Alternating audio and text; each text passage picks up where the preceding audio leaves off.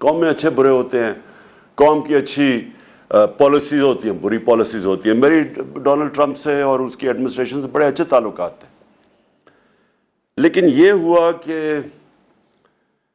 بدقسمتی سے ان کو عادت پڑی ہوئی ہے پاکستان کی، امریکنز کی میں بات کر رہا ہوں، کہ وہاں وہ جو بھی پاکستان سے بات، امریکنز کی میں بات کر رہا ہوں، کہ وہاں وہ جو بھی پاکستان سے بات منوانی ہو حکم ہوتا تھا، اور یہاں سلوٹ مارا جاتا تھا اور ان کی ہر ان کی خواہش پوری کی جاتی تھی. اتنی بری چیز نہ ہو، لیکن اگر ان کے حکم ماننے میں ہمارے پاکستانی قربان ہوتے ہیں، میرا ادھر ان کے ساتھ پرابلم ہے. میں وار آن ٹیرر کے اگینسٹ کیوں میں اس کے ایک آواز بولتا رہا، آپ کو پتہ ہے 15 سال میں اس کی مخالفت کرتا رہا، اور افغانستان میں بھی یہ کہتا گیا کہ کبھی بھی یہاں ملٹری سلوشن نہیں ہے. تو میں اس لیے کہہ رہا تھا کہ ہمارے ایک سربراہ نے ایک دھمکی کے اوپر پاکستان کو ان کی جنگ کے اندر شامل کر دیا، اور اس سے ہمارے لوگوں کو جو نقصان ہوا. اور آپ یورپ میں اور انگلینڈ میں، مجھے پورا پتہ ہے کہ کیونکہ میرا آنا جانا اوورسیز پاکستانی کے ساتھ اور انٹریکشن بہت زیادہ رہا ہے. پہلے کرکٹ کی وجہ سے اوورسیز پاکستانی اس کو میں بہتر جانتا تھا، کیونکہ جدھر میں میچ کھیلتا تھا ہمارے پاکستانی آتے تھے، ضرور اپنی ٹیم کو بیک کرتے تھے. اور اس کے بعد شوکت خانم کینسر ہاسپٹل بننا ہی نہیں تھا اگر آپ اوورسیز پاکستانیز میری مدد نہ کرتے. اور اس کے لیے مجھے پھر جدھر بھی پاکستانی کمیونٹیز تھی ان سے میرا انٹریکشن ہوا. تو جب یہ وار آن ٹیرر ہوئی، پہلے تو پاکستان کا نہ لینا نہ دینا 9/11 سے، ہمیں اس کے اندر دھمکی کے اوپر وہ ورڈ جنرل مشرف نے اپنی کتاب میں لکھا ہے کہ اس نے ان کا آرمیٹریج، ان کا کوئی جو بھی تھا، اس نے دھمکی دی کہ we will bomb you into stone age. Pressure نہیں لے سکا، ایک دھمکی میں ملک کو شامل کروا دیا اس جنگ میں، اور پھر ہم گرتے ہی گئے. ڈیمانڈز ان کی بڑھتی گئیں. پہلے تو کہا تھا لوجسٹکل سپورٹ دینی ہے، پھر ہم نے پوری اپنی ان کے کہنے پہ فوج بھجوا دی قبائلی علاقے میں، اور اس کے بعد جو پھر پاکستان میں ہوا. آپ یاد رکھیں قبائلی علاقے سے ساری افغان جہاد لڑی گئی تھی. جب ہم نے ان کی پہلے مدد کی تھی سوویت یونین کے اگینسٹ، تو ساری جہاد قبائلی علاقے سے لڑی گئی تھی. تو قبائلی علاقے کے لوگوں کو ہم نے کہا تھا کہ جہاد بہت اچھی چیز ہے. جب ایک ہمارے ہمسائے ملک میں فورن آکوپیشن ہوئی تو اس کے خلاف لڑنا جہاد ہے. اب جب امریکن وہاں پہنچ گئے تو اب ہم انہی لوگوں کو کہہ رہے ہیں کہ ان کے خلاف جہاد تھی، سوویٹس کے خلاف اب دہشت گردی ہے. اس کا نتیجہ کیا ہوا؟ کیا وہ روبوٹس تو نہیں تھے؟ ان کو ہم نے پہلے جہاد کے لیے تیار کیا، اور اب ہم کہہ رہے ہیں کہ یہ ٹیررزم ہے، وہ ہمارے خلاف ہو گئے. اور پاکستان نے سب سے بھاری قیمت ادا کی امریکہ کی وار آن ٹیرر میں شرکت کرنے کی. باقی نیٹو الائز بھی تھے، کسی کوئی یعنی سارے نیٹو الائز اور امریکنز جتنے فوجی اس کے اندر مارے گئے وار آن ٹیرر میں افغانستان اور افغانستان میں، ان ساروں کو سب کو اکٹھا بھی کر لو تو اسے 3 گنا زیادہ پاکستانی فوجی مارے گئے، ہمارے فوجی شہید ہوئے، اور 80,000 پاکستانی جانیں گئیں، ملک تباہ ہو گیا. تو میرا سارا کنٹینشن یہ تھی کہ ہماری فورن پالیسی ہونی چاہیے پاکستانیوں کے لیے، ہماری بہتری کے لیے. ہمیں اپنے ملک کو قربان نہیں کرنا چاہیے کسی اور کی فورن پالیسی آبجیکٹیوز کے لیے. یہاں پرابلم شروع ہو گیا. تو پھر چائنا کے اوپر بھی ہم چاہتے، ہمارا نیبر ہے، ہمارے اچھے تعلقات ہیں، ہم چاہتے تھے کہ آگے رائزنگ پاور ہے، ہمارا انٹرسٹ ہے کہ ہمارے ان سے اچھے تعلقات ہوں. ادھر بھی پرابلم آیا. اور پھر روس میں جب انویٹیشن ملا تو اب ہم کیوں چاہ رہے تھے، ہمارا تو بڑی پہلے سے کوشش ہو رہی تھی کہ رشیا ہمارے ساتھ تعلقات اچھے ہو، کیونکہ کولڈ وار کے بعد ہمارے، اور جو ہم نے امریکہ کا ساتھ دیا سوویٹس کے اگینسٹ افغانستان میں، تو ہمارے تو تعلقات کبھی بھی ٹھیک نہیں تھے. تو یہ پہلی دفعہ ہم نے کوشش کی، کیونکہ ہمیں بڑا فائدہ ہے خاص طور پہ گیس کا آگے، اور ہماری پہلے سے حکومتیں یہ گیس پائپ لائن کی بات کر رہی تھیں، اور یہاں گیس ختم ہوتی جا رہی ہے. اور دوسرا پھر ہم نے گندم امپورٹ کرنی تھی ان سے، اور وہاں ہم نے ان سے طے کیا کہ تیل 30% کم قیمت پہ ہمیں تیل مل رہا تھا، تو ہم نے ان سے نیگوشیٹ کرنا تھا اپنے لوگوں کی بہتری کے لیے. ہندوستان نے نیگوشیٹ کیا اور سستا تیل منگوا رہا ہے روس سے، جبکہ ہندوستان کی اسٹریٹجک الائنس ہے امریکہ کے ساتھ. تو اس کے اوپر وہ ناراض ہو گئے. اور پھر جب بیسز کی بات آئی کہ جی افغانستان آپ جب ایویکویٹ کیا تو ہم آگے جو بیسز ہوں ہم یہاں سے اگر کوئی ٹیررزم افغانستان میں تو کنڈکٹ کیا جائے، بالکل ان ایکسیپٹیبل ہے. ہم پہلے 80,000 لوگ مروا بیٹھے، کسی نے اپریشیٹ نہیں کیا، بلکہ افغانستان کو کئی ان کے پولیٹیشنز نے بلیم کیا کہ پاکستان کی وجہ سے ہم افغانستان میں کامیاب نہیں ہوئے. یعنی اتنا بڑا جھوٹ کہ ہماری وجہ سے کامیاب نہیں ہوئے. تو پہلے ہمیں بلیم بھی کیا، ہمارا اپریشیٹ بھی نہیں کیا، ہمارے ملک کی بھی تباہی ہو گئی، قبائلی علاقہ اجڑ گیا، اور اب کہہ رہے ہیں کہ پھر سے ہمیں بیسس. تو میں نے تو کبھی نہیں ماننا تھا. ادھر سے پرابلم شروع ہوئے، اور اس کے بعد وہاں سے یہ سازش تیار ہوئی. یہاں مل گئے ہمارے میر جعفر اور میر صادق. انہوں نے پوری طرح ان کے ساتھ یہ گیم پلان بن گیا. یہ مجھے اس کا انڈیکیشن ہو گئی تھی پچھلی جولائی کے اندر، جولائی اگست میں سمجھ گیا تھا کہ کچھ ہو رہا ہے. اور پھر یہ یہاں سے ان کے ساتھ مل کے یہاں پھر ان کے ساتھ یہ جو ہمارے پولیٹیکل یہ جو 30 سال سے اس ملک کے اوپر بیٹھے ہوئے تھے چوری کرتے ہوئے، جن کے اوپر کرپشن کیسز تھے جو عدالتوں میں ڈریگ کیے گئے، اور یہ بھی منصوبے کے تحت ان کو کنوکٹ نہیں کیا گیا. یہاں بھی طاقتور فورسز بیٹھی ہوئی تھی جو کہ ان کو کنوکٹ نہیں ہونے دے رہے تھے، کیونکہ ان کو تو اوپن اینڈ شٹ کیسز ہے، اور 95% کیسز ہمارے سے پہلے کے بنائے ہوئے ہیں ان کے اوپر. تو ان کے یہ یہاں مل کے ہمیں پتہ کیسے چلا، امریکن ایمبیسی میں ان کی فریکوینسی بڑھ گئی، ان سے ملنے اپوزیشن پولیٹیشن سے، ہمیں وہ ساری انڈیکیشن تھی. اور پھر جو ہمارے 4-5 جو تھے بیک بینچر جو خوش نہیں تھے ہماری پارٹی سے، ان کو امریکن ایمبیسی بلا کے میٹنگز کرنی شروع کر دی. اب دیکھیں ایمبیسیز کا کام تو فورن پالیسی ہوتا ہے، ان کا کیا کام ہے کہ ہمارے ڈسیڈنٹس جو کہ خوش نہیں ہیں ان سے میٹنگ شروع کر دی. اور انہوں نے جب یہ پھر یہاں جب نو کانفیڈنس ہوا تو سب سے پہلے ان لوگوں نے جا کے لوگوں کو، ہمارے لوگوں کو خریدا اور توڑا، اور یہ گو بٹوین بنے جنہوں نے امریکن ایمبیسیز میں جا کے میٹنگز کی ان کے ساتھ. تو اس کے بعد کیا ہوا، 7 مارچ کو ہمارے ایمبیسڈر کو بلاتے ہیں، اس کو ایک ڈونلڈ لو، ایک انڈر سیکرٹری آف اسٹیٹ، وہ جا کے دھمکی دیتا ہے. اور میں یہ آپ صرف کہنا چاہتا ہوں کہ کتنی بڑی توہین ہے 22 کروڑ لوگوں کی، کہ امریکن آفیشل جا کے ہمارے ایمبیسڈر کو کہتا ہے کہ اگر تم نے عمران خان کو اس میں کامیاب ہونے دیا، یہ جو نو کانفیڈنس پوشن ہے، اگر یہ کامیاب ہوگی اور اگر یہ کامیاب ہوگی اور عمران خان ہٹ گیا تو پاکستان کو معافی دے دی جائے گی. کس چیز کی معافی ابھی نہیں پتا، کیا ہم نے جرم کیا ہے اس کا نہیں پتا، لیکن معافی دے دی جائے گی. لیکن اگر عمران خان بچ گیا تو پاکستان کے لیے کانسیکوینسز ہوں گے. ڈائریکٹ نام لے کے ہمارے ایمبیسڈر کو کہہ رہا ہے. اور یہ سوچ لیں کہ وہ فورن آفس میں ہے، میں ہوں پرائم منسٹر، تو یہ کس کو دھمکی دے رہا تھا وہ. اور اگلے دن جس کو بھی دھمکی دی، اگلے دن نو کانفیڈنس موشن ٹیبل ہو جاتی ہے پارلیمنٹ میں. اور اس کے بعد یہ سارے ہمارے لوگ بھی یہ جو لوٹے ہیں یہ جا کے بکنا شروع ہو جاتے ہیں سندھ ہاؤس میں، اور ہمارے الائز بھی ایک دم پیچھے ہٹ جاتے. تو پوری سازش کی گئی اور اس سازش کو کامیاب کروایا گیا. یہاں سے ہمارے میر جعفر اور میر صادق ملے ہوئے تھے اس سازش میں.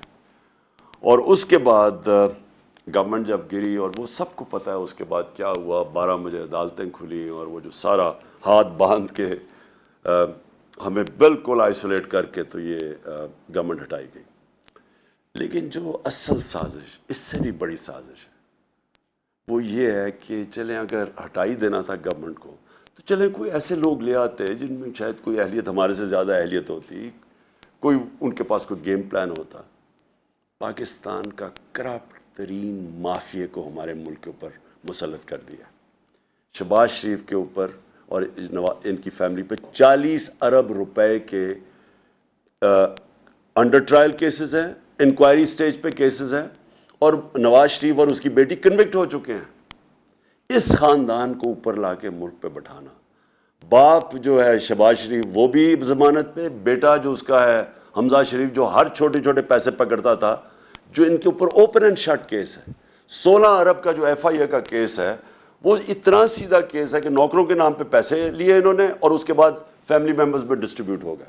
نیب کے اندر اس ٹی ٹی کا کیس کیا ہے کہ یہاں سے پیسے پکڑتے تھے، اس کے بعد وہ ہنڈی حوالے سے ملک سے باہر بھجواتے تھے اور پھر فیک نام کے اوپر ریمیٹنسز دکھا کے پاکستان میں پیسہ لے کے آتے تھے.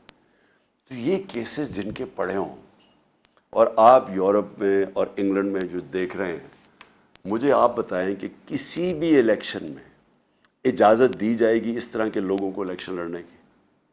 تو ہمارے ملک میں، اپنے ملک میں ان کے کیا مورالٹی ہے اور ایکسپیکٹیشنز ہیں پبلک ریپرزینٹیٹیو سے؟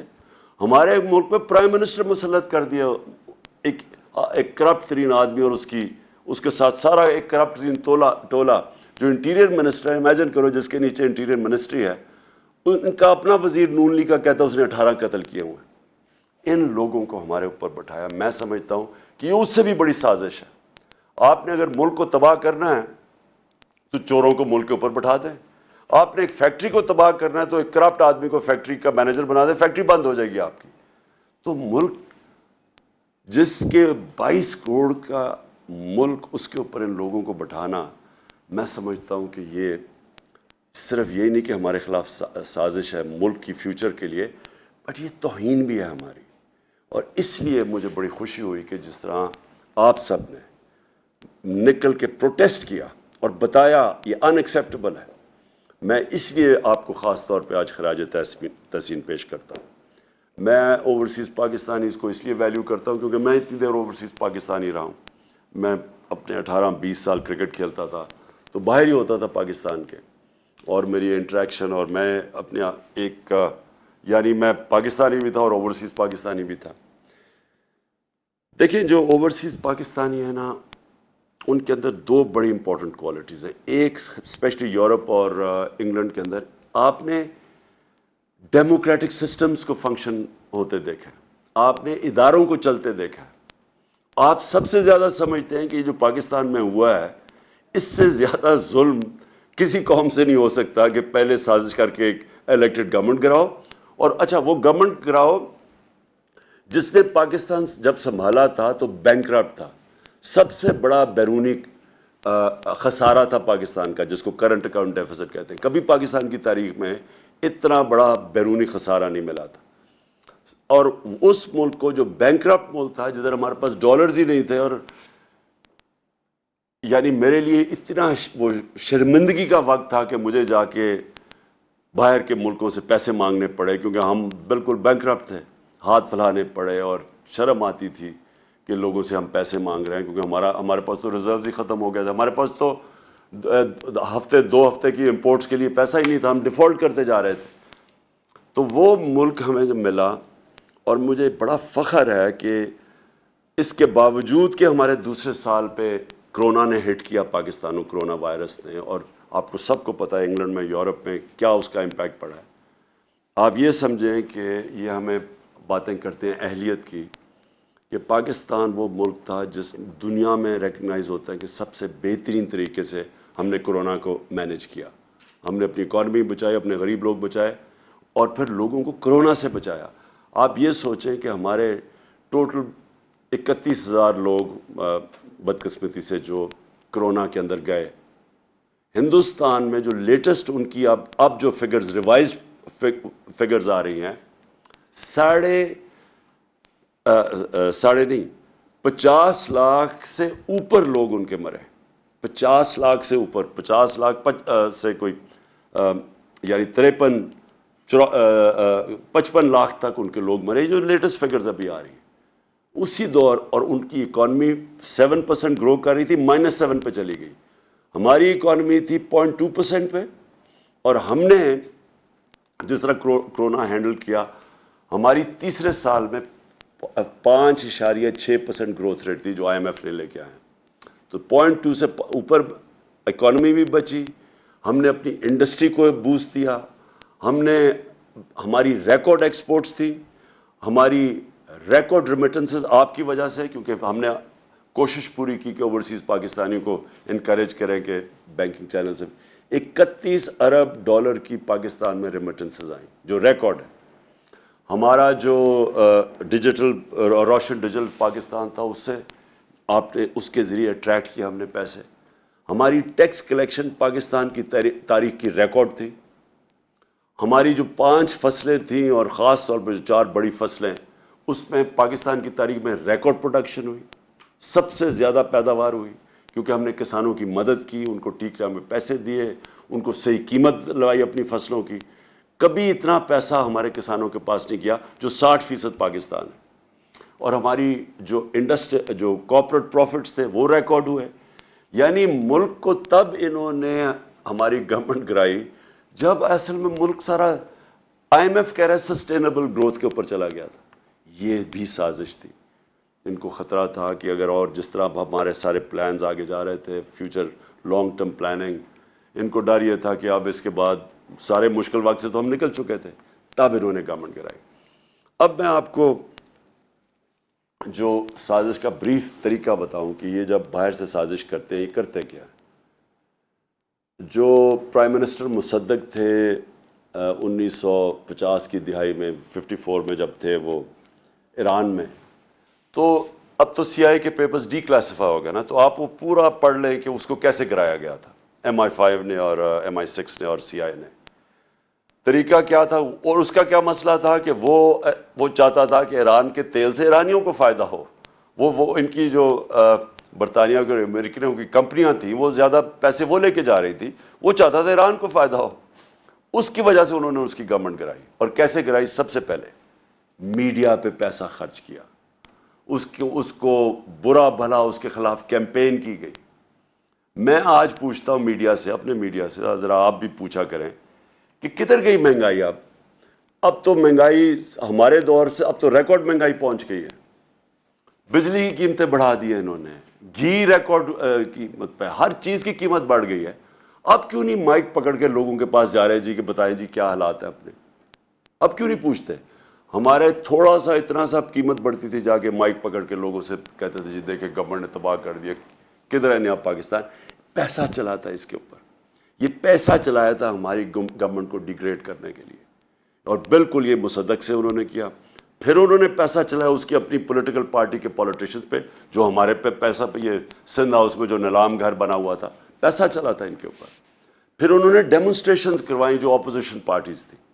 یہ سارا جب مصدق کو گرایا تھا, آخر میں جب مداخلت ہونے سے پہلے یہ سب کچھ کیا تھا. انہوں نے بھی لانگ مارچ, کبھی فضل الرحمان آ رہا ہے لانگ مارچ, کبھی وہ بلاول آ رہا ہے سندھ سے لے کر لوگوں کو, وہ ساری فیل ہو گئی کیونکہ لوگ ان کے ساتھ ہی نہیں تھے.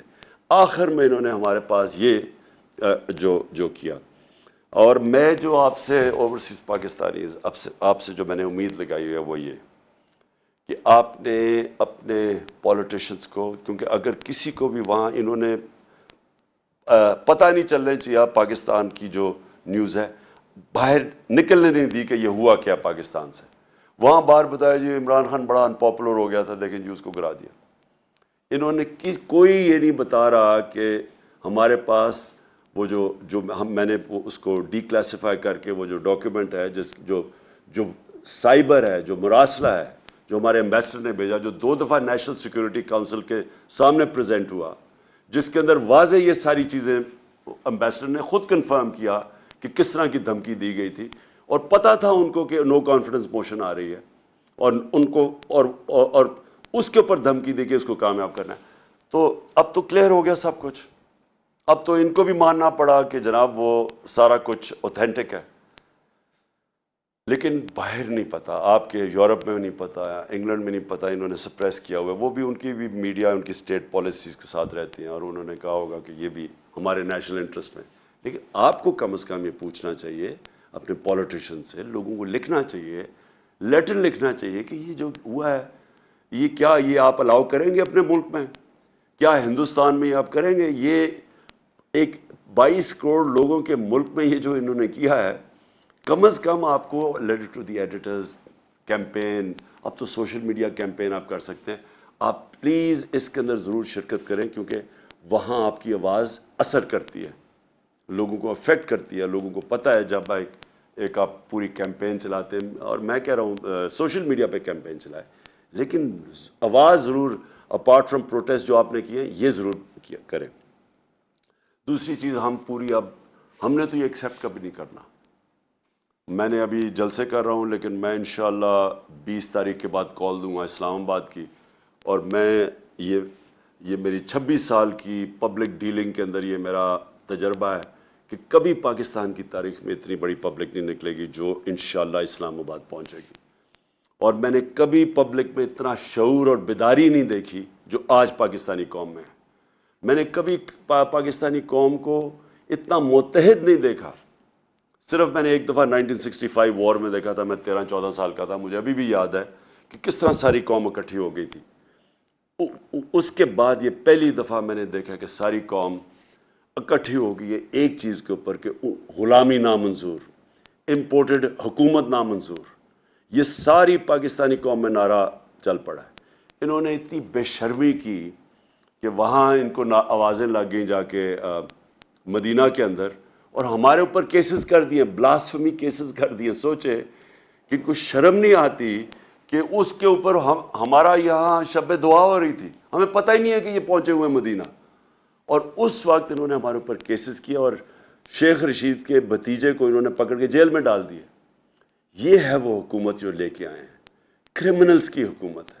انہوں نے ساری زندگی یہ کیے، جھوٹے کیسز، مخالفین کے خلاف ڈرانا دھمکانا، اور جو نہ ڈرے اس کو خرید لاؤ، یا خریدو، اور یا پھر تو انہوں نے وہ جو کیسز کیے۔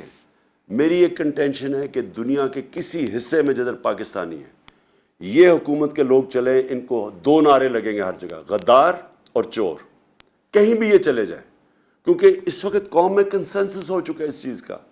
اور اس لیے میں لوگوں کو ایک پرامن احتجاج ہوگا ہمارا اسلام آباد میں، ہم کبھی نہیں چاہتے کہ کسی قسم کا انتشار ہو، بلکہ ہم فیملیز کو بھی بلا رہے ہیں، ہم چاہ رہے ہیں سب اس پہ شرکت کریں اس احتجاج میں، اور صرف لوگوں کے سامنے، قوم کے سامنے، انٹرنیشنل میڈیا کے سامنے، اور یہ جو غدار ہیں ان کے سامنے اور اداروں کے سامنے، پبلک کا ان کو پتہ چلے کہ یہ قوم کھڑی کدھر ہے، تاکہ ان کو پبلک کا زور پتہ چلے کہ اس وقت قوم کدھر کھڑی ہے۔ جو میرا پاکستان کی ساری زندگی کا تجربہ وہ یہ کہ ہماری جو اشرفیہ ہے، ہماری جو رولنگ ایلیٹ ہے، وہ بدقسمتی سے کرپٹ بھی ہے، سافٹ بھی ہے، غلام بھی ہے۔ وہ سمجھتے ہیں کہ جناب امریکہ کے بغیر ہم گزارا نہیں کر سکتے۔ ہم نے تو کبھی نہیں کہا کہ امریکہ کے خلاف ہو، ہم نے تو کبھی اینٹی امریکن بات نہیں کی، لیکن ہم نے یہ کہا ہے کہ غلامی نامنظور، ہم دوستی کرنا چاہتے ہیں، غلامی نہیں کرنا چاہتے، اور یہ ساری قوم کی آواز ہے آج، کیونکہ قوم ہماری مضبوط ہے۔ جب بھی آپ پاکستانی قوم کو ٹیسٹ کریں گے، زلزلہ آیا میں نے خود دیکھا، سارے لوگوں نے شرکت کی۔ جب سیلاب آیا تھا، وہ اتنا بڑا پاکستان میں تباہی مچی تھی اس کی، ہر پاکستانی نے مدد کی تھی، باہر بیٹھے اندر بیٹھے، یعنی ہمیں جب آزمایا جاتا ہے قوم کھڑی ہو جاتی ہے۔ اوپر ہمارے بدقسمتی سے چیری بلاسم بوٹ پالش بیٹھے ہوئے ہیں، جن میں نہ کوئی خودداری ہے، پیسے کی بت کی پوجا کرنے والے ہیں، پیسے ان کے باہر پڑے ہوئے ہیں، چوری کر کے پیسہ باہر۔ آج ان کے جو بھی لنڈن جانتا ہے، سب سے مہنگے علاقے میں شریف خاندان کے گھر ہیں، ایک ایویڈنس نہیں دے سکتے کہ پیسہ کدھر سے آیا۔ اس لیے بیٹے باہر بھاگ گئے، کیونکہ بیٹوں سے جب پوچھنا تھا کہ بتائیں یہ آپ، ایک بیٹا 9 ارب کے گھر میں رہتا ہے، اور دوسرا اربوں روپے کی جو پراپرٹیز ان کی اور جو مے فیئر کی ہے، بتا ہی نہیں سکتے کہ کدھر سے پیسہ ہے، کیونکہ چوری کا پیسہ ہے۔ آج تک پوچھتے رہے ان سے کہ وہ پینما پیپرز کے انکشاف کے بعد کہ بتائیں مریم کے نام پہ یہ 4 بڑے بڑے محلات ہیں آپ کے مے فیئر میں، پیسہ کدھر سے آیا؟ ایک پیپر نہیں یہ بتا سکے پیسہ کدھر سے آیا، نہ یہ بتا سکتے ہیں کیونکہ چوری کا پیسہ ہے۔ اس لیے یہ جو لوگ باہر بیٹھے ہوئے ہیں، یہ کبھی بھی اس ملک کے لیے سٹینڈ نہیں لے سکتے۔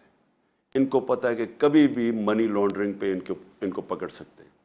جس طرح روس کے جو اولیگارکس ہیں، جو بڑے بزنس مین ہیں، ان کو آپ مغرب کے اندر ان کی پراپرٹی ضبط کر رہے ہیں، ان کو پکڑ رہے ہیں، اسی طرح جب بھی وہ چاہیں ان چوروں کو پکڑ سکتے ہیں۔ اس لیے کنٹرولبل ہے، یہ کبھی ملک کے لیے سٹینڈ نہیں لیں گے۔ اور اور اسی لیے بھی یہ موومنٹ کا کامیاب ہونا بہت ضروری ہے. تو میں آخر میں آپ سب کو جو پیغام دینا چاہتا ہوں وہ یہ کہ آپ نے اسی طرح مظاہرے کرنے ہیں.